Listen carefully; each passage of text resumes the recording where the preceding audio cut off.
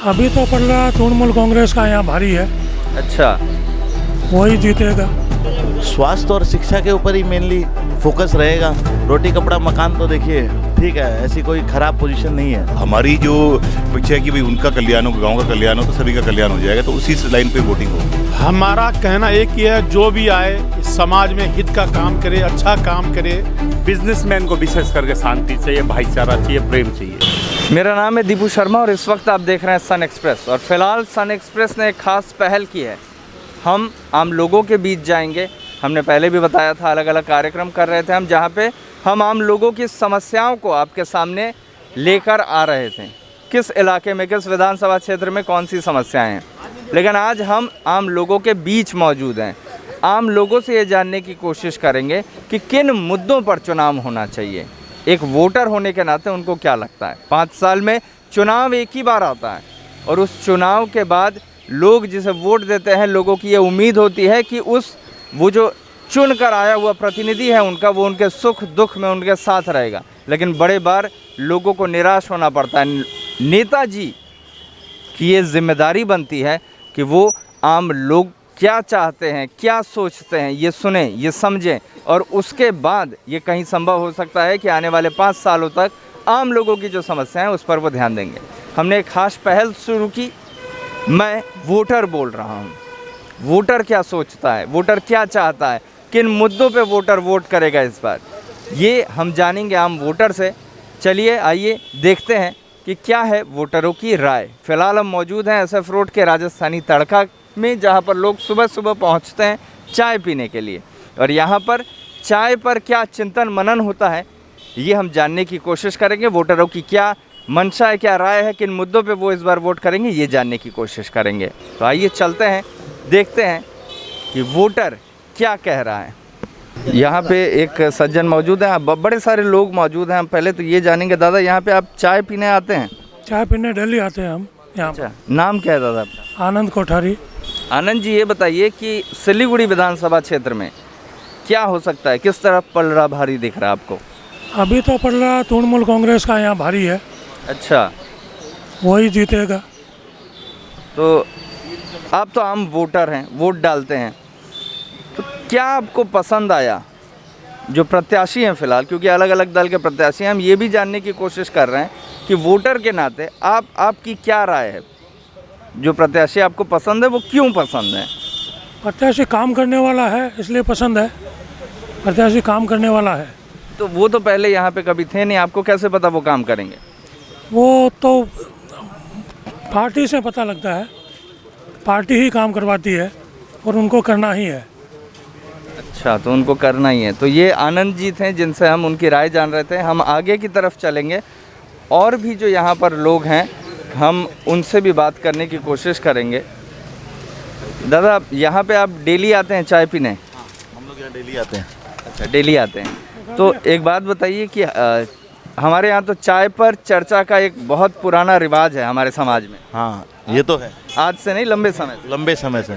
तो एक बात बताइए कि यहाँ पे विधानसभा चुनावों की घोषणा हो गई है, अलग अलग दल ने अपने प्रत्याशी दे दिए हैं, क्या लगता है किस तरफ पलड़ा भारी है? मिक्स विचार है अभी तो सबके, समझ में नहीं आ रहा है। बीजेपी भी अच्छा कर रही है, TMC में ने अपना जोर पूरा लगाया हुआ है।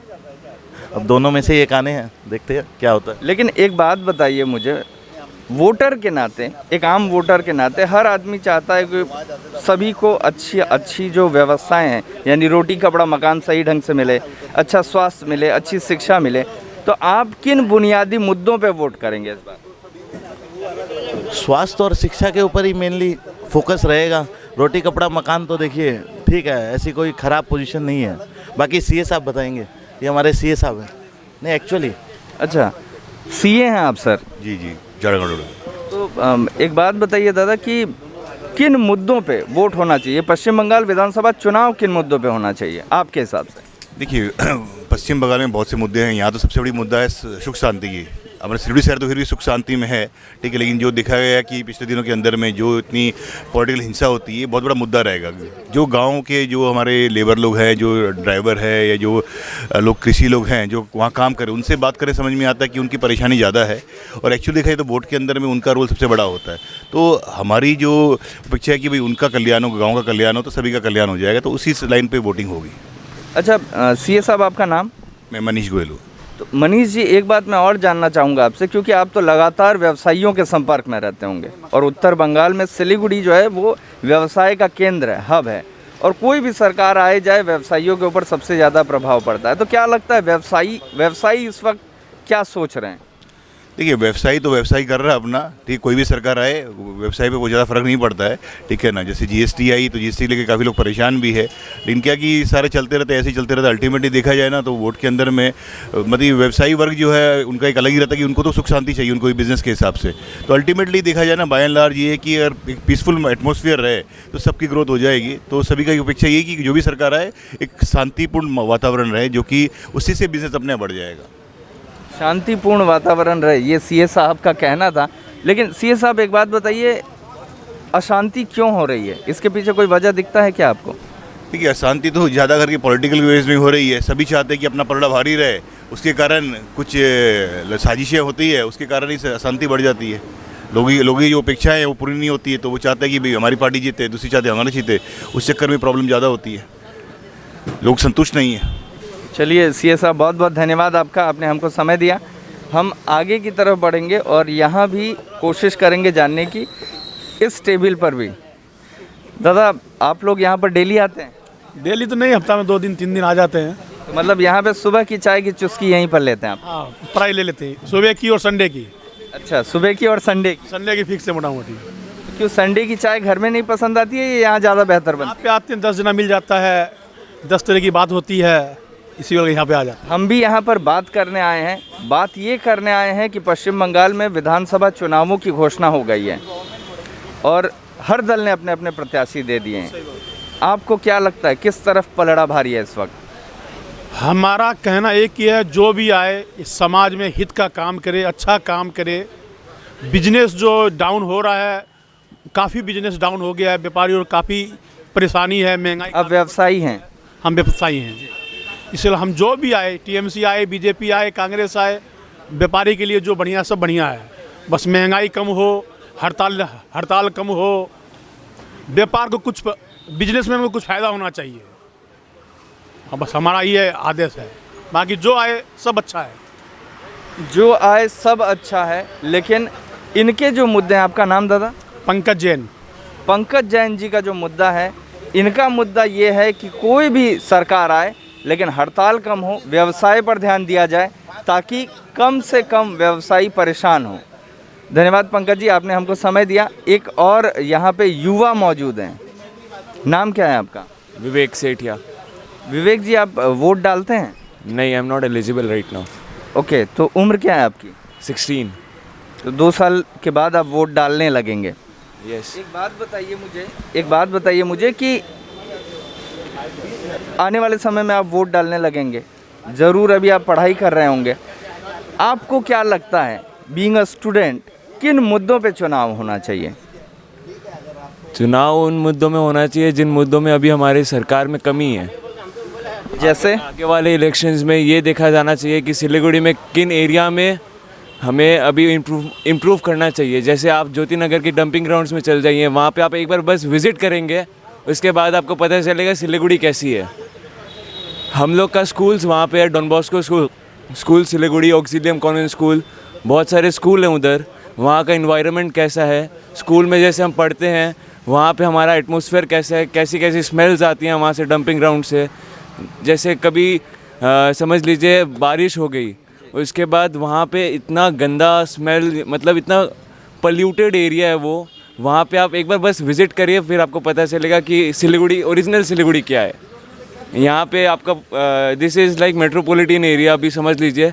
यहाँ पे पॉपुलेशन है, बट देयर वहाँ पे एकदम पॉपुलेशन नहीं है। स्कूल्स है, आउटस्कर्ट समझ लीजिए आप।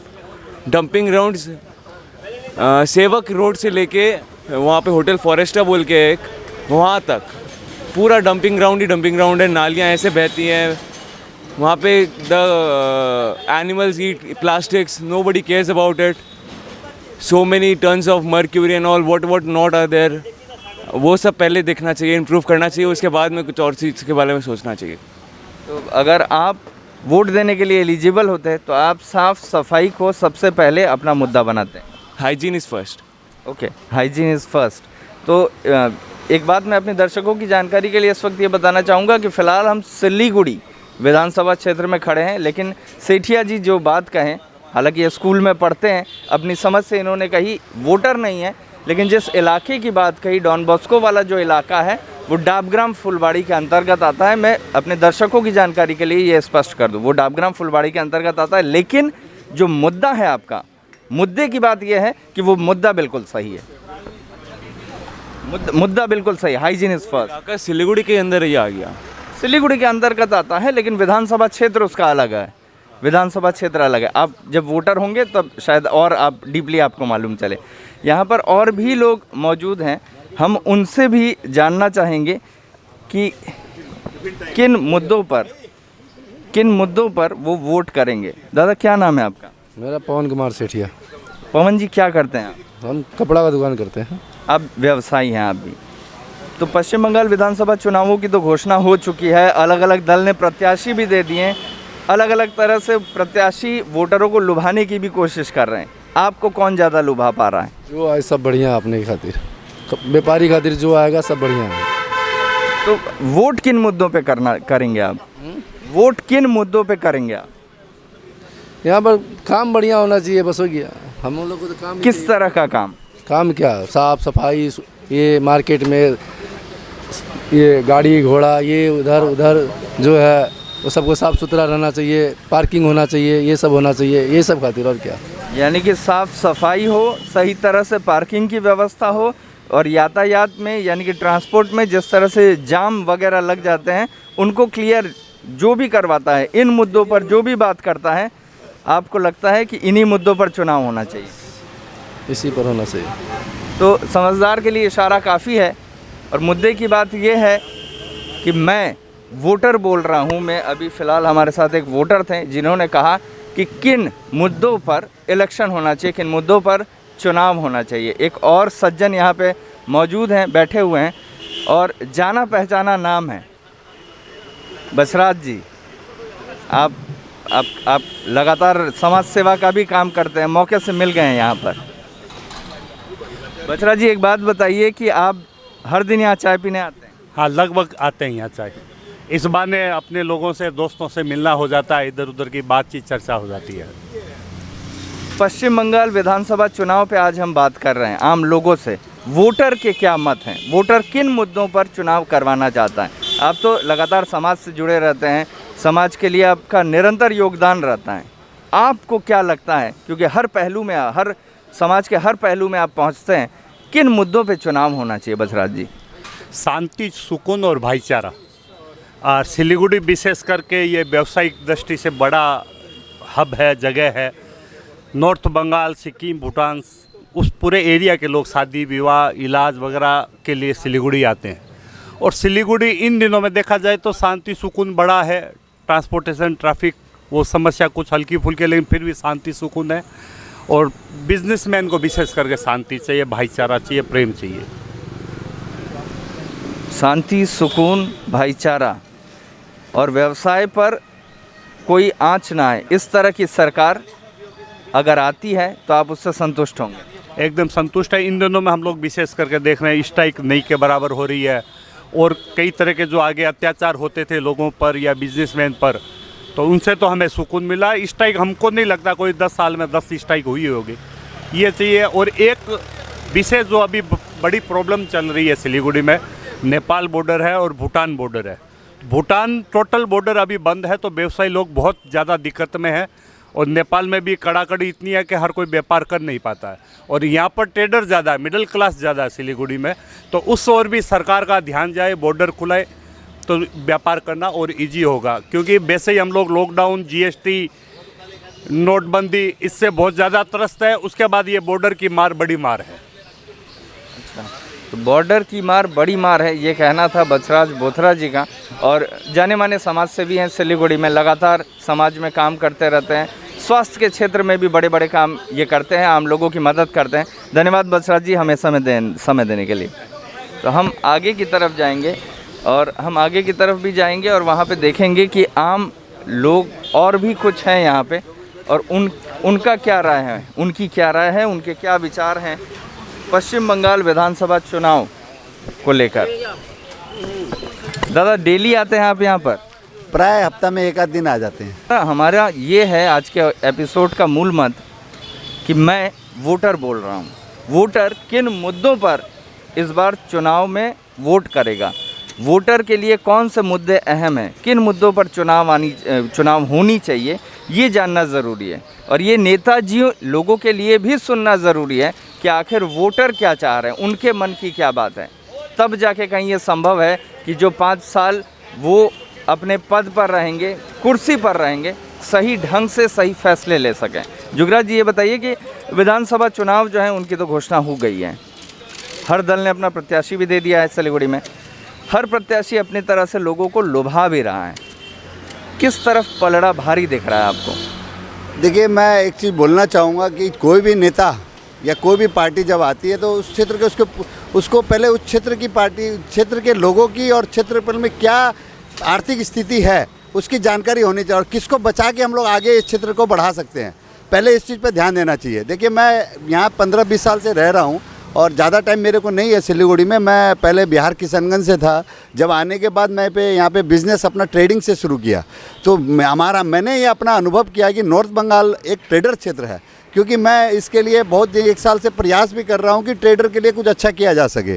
तो इसमें क्योंकि मैंने जो अनुभव किया कि यहाँ पे टी इंडस्ट्री के अलावा कोई बड़े रूप में कोई इंडस्ट्री नहीं है, तो मैं इंडस्ट्री का फेवर में हूँ। इंडस्ट्री आनी भी चाहिए, और लेकिन इंडस्ट्री आते आते तो टाइम लगेगा।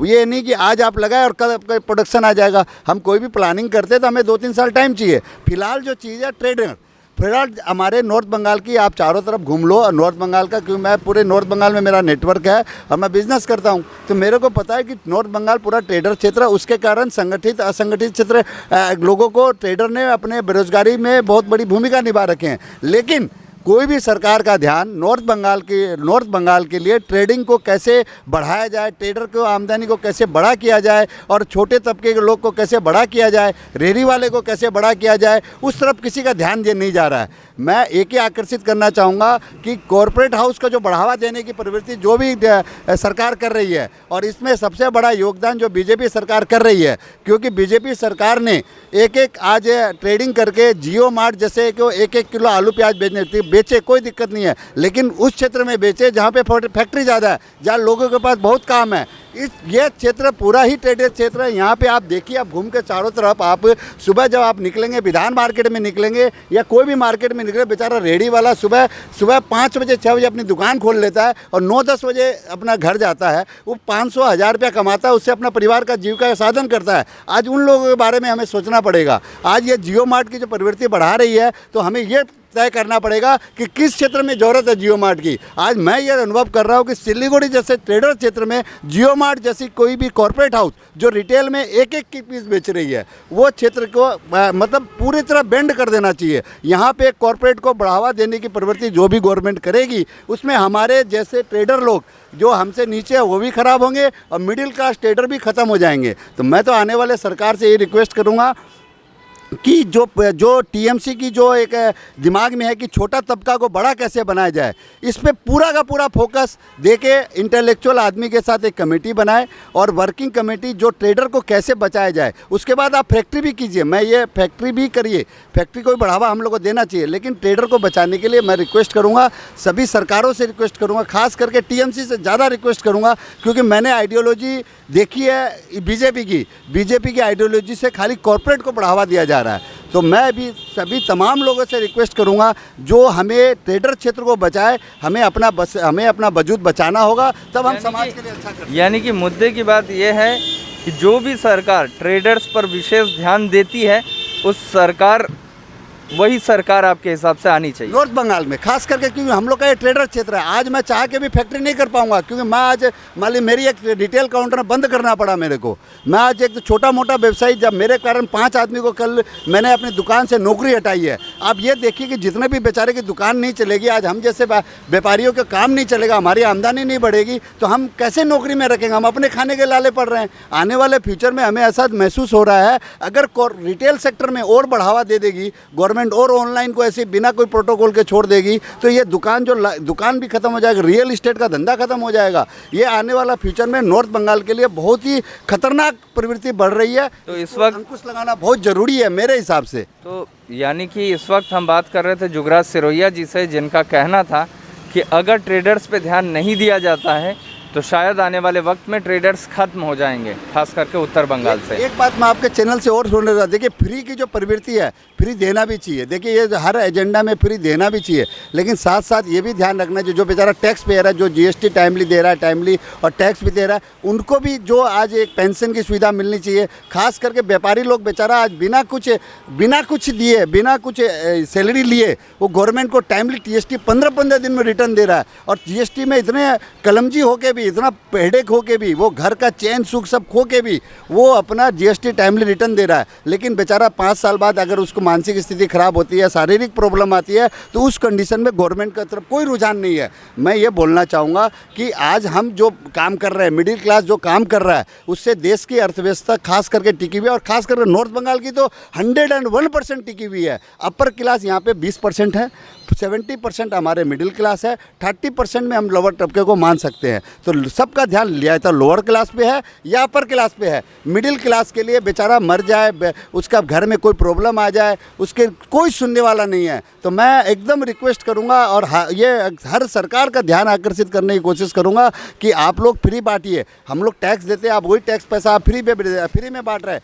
बहुत अच्छा, देना भी चाहिए, क्योंकि आज बेचारा नीचे वाला कौन सोचेगा, ये बात भी ध्यान। लेकिन साथ साथ में ये भी ध्यान देना चाहिए कि बीच वाले को बेचारा जो इतना मेहनत कर रहा है, वो कुछ मांगने के लिए नहीं कर रहा है, फ्री में उसको कुछ नहीं चाहिए, वो मेहनत करके अपना हक मांगने की कोशिश कर रहा है। उसको जब टाइम पड़े तो लेकिन मिडिल क्लास की अगर बात करें तो जुगराज जी, भाजपा का जो मैनिफेस्टो है उसमें तो कहा गया है कि रोजगार दिए जाएंगे। नहीं, रोजगार दिए जाएंगे वो तो देखिए कॉर्पोरेट को बढ़ाने वाले बेरोजगार। हम जैसे मिडिल क्लास जो बेचारा रिटेल सेक्टर में काम कर रही है, जो बेचारा डिस्ट्रीब्यूटर नेटवर्क को ख़त्म किया जा रहा है, हमारी कैंसर की तरह हमें जो ख़त्म किया जा रहा है एक करके, तो वो चीज़ तो बीजेपी वाले ध्यान नहीं दे पा रहे हैं। उस चीज़ पर हमें बंगाल गवर्नमेंट में ये स्पेशली ध्यान देना पड़ेगा कि चेन सिस्टम, जिससे एक दूसरे का सबका भावना जुड़ी हुई है, सबका व्यापार जुड़ा हुआ है, उस बिना किसी को डिस्टर्ब किए हमें ऐसी पॉलिसी बनानी पड़ेगी। गवर्नमेंट को भी ऐसी पॉलिसी बनानी ही पड़ेगी जिसमें किसी का भी कोई हैम्पर नहीं हो और सबका काम शांति से चले। शांति रहेगी तो चिंता ही नहीं होगी, सब अपने काम में बिजी रहेंगे। लेकिन अगर किसी भी घर में अशांति होती है, जैसे कुछ दिन पहले मैंने सुना था मैपियर अपार्टमेंट में किसी आदमी ने खुदकुशी कर ली, आप अल्टीमेटली आप कुछ देखेंगे व्यवसायी वर्ग में बहुत एक चिंता का विषय घूम रहा है। और ये एक बहुत बड़ी चिंतनीय बात है कि हमें जो व्यापारी वर्ग के लिए, खास करके ट्रेडर के लिए, हम अगर शांति का माहौल नहीं बना पाएंगे तो आने वाला समय तो बहुत कठिन होने वाला है, ऐसा मेरे को लग रहा है। और तो अब देखिए, अब वोटर अब वोटर क्या सोचता है ये तो अंतिम तौर से 2 मई को ही पता चलेगा। वोटर रहते, लेकिन मैं गवर्नमेंट से ही रिक्वेस्ट करूंगा, और खास करके मैं जो भी टीएमसी हो, सीपीएम हो, देखिए सीपीएम की अपनी हर कोई भी पार्टी हो, हर सरकार से आपका यही कहना है कि जो ट्रेडर्स हैं उनकी तरफ ध्यान दिया जाए। चलिए, बहुत बहुत धन्यवाद जुगराज जी। और हमारे साथ एक बुजुर्ग मौजूद हैं, हम आपसे पहले जानना चाहेंगे कि सर, आपने तो बड़े सारे बसंत देखे हैं, बड़े मौसम देखे हैं, बड़े राजनीतिक दलों को आते जाते यहाँ पर देखा होगा। आपको क्या लगता है कि किन मुद्दों पर चुनाव किया जाना चाहिए? जितने भी जो कोई भी पार्टी हो, जनता की जो सेवा में सही ढंग से जो काम करते हैं उसी को वोट देना चाहिए। हमारे जो दर्शक इस वक्त आपको देख रहे हैं, आप उनके लिए क्या बताएंगे कि जनता की सेवा आपकी नज़र में क्या क्या है? जनता की सेवा है, जो जिसकी जो तकलीफ होती है वो सरकार उसको वो सुनती है, उसकी सेवा करते हैं, वही होता है। यानी कि जो बेसिक ज़रूरतें हैं लोगों की, जो बेसिक ज़रूरतें, चाहे वो रोटी कपड़ा मकान हो, अच्छी स्वास्थ्य हो, अच्छी शिक्षा हो, अच्छी सड़क मिले लोगों को, लोगों के व्यवसाय व्यापार में किसी तरह की कोई दिक्कत नहीं हो, इस तरह की जो भी सरकार की ऐसी पॉलिसी रहे वही सरकार आनी चाहिए। वही आनी चाहिए, उससे हम सहमत हैं। ऐसी सरकार से हम सहमत हैं कि ये जो आप बोले बिल्कुल सही है, इसमें कोई फर्क नहीं है। आपका नाम सर? पूनम चंद राज पुरोहित। तो पुरोहित जी धन्यवाद हमसे बात करने के लिए। और यहाँ पर एक और महाशय मौजूद हैं, बैठे हुए हैं। हम पहले उनसे जानना चाहेंगे कि बड़ी देर से, जब मैं बात कर रहा था मैंने आपको देखा कि बड़े देर से आप कोई चिंतन मनन कर रहे थे। एक बात बताइए, आप यहाँ पे हर दिन चाय पीने आते हैं? कभी कभी आते हैं। कभी कभी आते हैं। चुनाव भी 5 साल में ही आता है एक बार, ठीक वैसे ही तो हर दल ने तो अपना प्रत्याशी दे दिया। हर दल अपने अपने प्रत्याशियों के माध्यम से लुभाने की भी कोशिश कर रहा है। आपको क्या लग रहा है किस तरफ पलड़ा भारी है? पलड़ा दोनों का भारी है, बीजेपी का भी, टीएमसी का। लेकिन ये कोई कह नहीं सकता है कि अभी कौन आए। मैं तो सब वोटर को ये कहूँगा कि ऐसा उम्मीदवार चुने जो ईमानदार हो, स्वतंत्र हो, जो जात पात का भेदभाव नहीं रखता हो, जो अपना सिलीगुड़ी का विकास करे। सिलीगुड़ी में ट्रैफिक का बहुत बड़ा प्रॉब्लम है, रास्ता घाट नहीं है, कुछ नहीं है। सिलीगुड़ी में विकास हो, उसी को उम्मीदवार को वोट देना चाहिए। अच्छा, तो आपका नाम क्या है? मेघराज सेठिया। तो मेघराज जी ने इस वक्त बताया, ये एक वोटर के दिल की बात थी जो वो और वोटरों से भी साझा कर रहा था कि जहाँ पर अच्छी सड़क व्यवस्था मिले, जहाँ पर अच्छी तरह से ध्यान दिया जाए, लोगों के ऊपर विकास का काम किया जाए, ऐसी पार्टी आनी चाहिए। और पलड़ा दोनों तरफ भारी है। दादा, आप भी यहीं पर बैठे हैं और फिलहाल चाय पी रहे थे थोड़ी देर पहले तक। एक बात बताइए, पलड़ा दोनों तरफ भारी है, यहाँ पर बैठे एक महाशय ने कहा, कितना सही लग रहा है आपको? नहीं, ये तो फैक्ट है कि दोनों साइड पार्टी अच्छी है। जो भी जीते ये तो 2 तारीख को डिसाइडेड होगा फाइनली जी। जो भी अपनी इच्छा से, जिसकी भी इच्छा हो जिसको वोट दो, बट अपने चिंतन पूरे होने चाहिए आपके पास में, क्योंकि अल्टीमेटली डेवलपमेंट हर चीज़ में होना चाहिए। हमें सिर्फ एक अच्छी रोड बन गई तो वो भी डेवलपमेंट पूरा नहीं कहलाएगा। अगर अच्छे हेल्थ एजुकेशन में बना दिए तो भी वो डेवलपमेंट नहीं होगा। ऐसा डेवलपमेंट होना चाहिए कि आदमी का रियल में डेवलपमेंट होना चाहिए। रियल डेवलपमेंट क्या है आपकी नज़र में? रियल डेवलपमेंट ये है कि उसका जन्म से लेकर उसकी मृत्यु तक जो भी इंडियन में एजुकेशन है, इंडियन एजुकेशन सिस्टम में जो एजुकेशन पॉलिसी हमारी सबसे फर्स्ट वो चेंज हो जाना चाहिए। एजुकेशन ऐसा होना चाहिए कि सब आदमी के घर में एजुकेशन मिले और उस एजुकेशन से वो 15-20 साल पढ़ने के बाद में भी अगर वो अपना काम करने जाए लाइफ में तो उसका इम्पैक्ट होना चाहिए। आज हमारा एजुकेशन पॉलिसी ऐसी है कि अगर हम 15-20 साल पढ़ते हैं, जब हम अपना लाइफ को प्रैक्टिकल लाइफ में काम करने जाते हैं तो वो एजुकेशन हमें उतना बूस्टअप नहीं करता जो आगे जाकर हमें कभी लाइफ में कुछ याद करता है। इससे बेस्ट एजुकेशन पॉलिसीज़ को अगर हम लोग गुरुकुल सिस्टम पैटर्न में लेकर आते तो वो हमारे लिए काफ़ी फ्रूटफुल रिजल्ट प्रोड्यूस करता। अच्छा, नाम क्या है आपका? मुकेश जैन। मुकेश जी, क्या करते हैं आप? मैं इंश्योरेंस करता हूँ, प्लस मैं motivational plus counselling courses provide करता हूँ, प्लस सोशली स्ट्रांगली एक्टिव करता हूँ। सोशल वर्कर भी हैं, आम लोगों के बीच में जाते होंगे। वोटर के हिसाब से एक आम वोटर, आप अपनी अगर बात करें तो आपने तो कहा कि एजुकेशन पॉलिसी में सुधार हो, रियल डेवलपमेंट हो, वास्तविक उन्नयन, वास्तविक विकास का काम हो। क्या लगता है आम लोग क्या चाहते हैं? जो आम लोग हैं, गरीब तबके के लोग हैं, मिडिल क्लास लोग हैं, ये लोग क्या चाह रहे हैं इस वक्त? सब विकास ही चाहते हैं। अल्टीमेटली विकास सबको ज़रूरी है, जो भी सेक्टर हो, चाहे वो गरीब से गरीब आदमी हो, अमीर से अमीर आदमी हो, विकास सभी चाहते हैं। अमीर अपने पैसे को और विकास करना चाहता है क्योंकि उसकी संपत्ति और वो बढ़ाना चाहता है। गरीब अपना चाहता है कि उसका स्टैंडर्ड ऑफ लिविंग हो रहा है, तो अल्टीमेटली पैसे सब जगह पर नेडी हो जाती है। मनी मेन फैक्टर हो गया सबके लिए। चलिए, धन्यवाद जैन जी हमसे बात करने के लिए। और